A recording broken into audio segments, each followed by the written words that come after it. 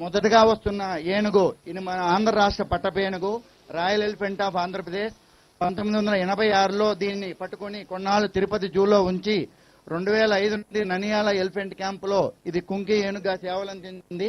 అక్కడి నుండి ననియాల నుండి మన ముసలమడుగు ఎలిఫెంట్ క్యాంప్ తీసుకొని రావడం జరిగింది. రెస్క్యూ ఆపరేషన్ లో ఇది చాలా బాగా పాల్గొంటుంది. రెండవ ఏనుగు వినాయక ఇది మన చిత్తూరు జిల్లా అలంకారము 2002లో చిత్తూరు జిల్లా యాదమరి దగ్గర బంధించబడింది. ననియాల ఎలిఫెంట్ క్యాంపులో కుంకి ఏనుగుగా ట్రైనింగ్ తీసుకుని సేవలు అందించింది. ఇప్పుడు ఇక్కడికి సేవలు అందించడానికి వచ్చింది.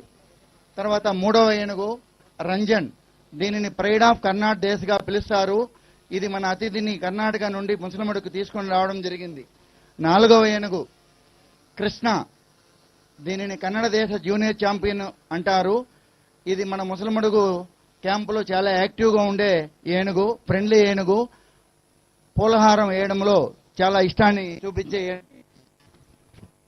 తర్వాత మన ఐదవ ఏనుగు అభిమన్యు ఇది మన మంత్రి గారిని చూసి సంతోషపడతా ఉంది.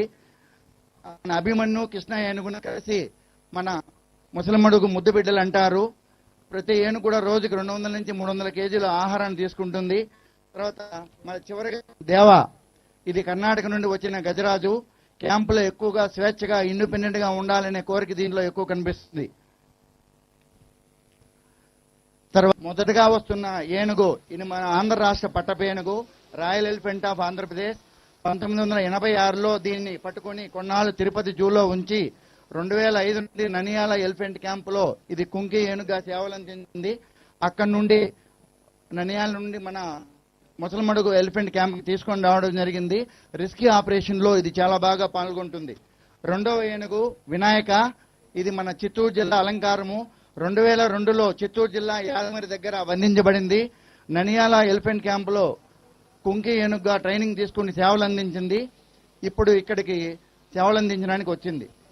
తర్వాత మూడవ ఏనుగు రంజన్ దీనిని ప్రైడ్ ఆఫ్ కర్ణాటక దేశగా పిలుస్తారు. ఇది మన అతిథిని కర్ణాటక నుండి ముసలమడుకు తీసుకొని రావడం జరిగింది.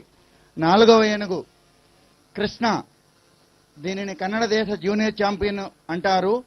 ఇది మన ముసలమడుగు క్యాంపులో చాలా యాక్టివ్గా ఉండే ఏనుగు, ఫ్రెండ్లీ ఏనుగు, పూలహారం వేయడంలో చాలా ఇష్టాన్ని చూపించే. తర్వాత మన ఐదవ ఏనుగు అభిమన్యు ఇది మన మంత్రి గారిని చూసి సంతోషపడతా ఉంది. అభిమన్యు కృష్ణ ఏనుగును కలిసి మన ముసలమడుగు ముద్దు బిడ్డలు అంటారు. ప్రతి ఏనుగు కూడా రోజుకి 200 నుంచి 300 కేజీల ఆహారాన్ని తీసుకుంటుంది.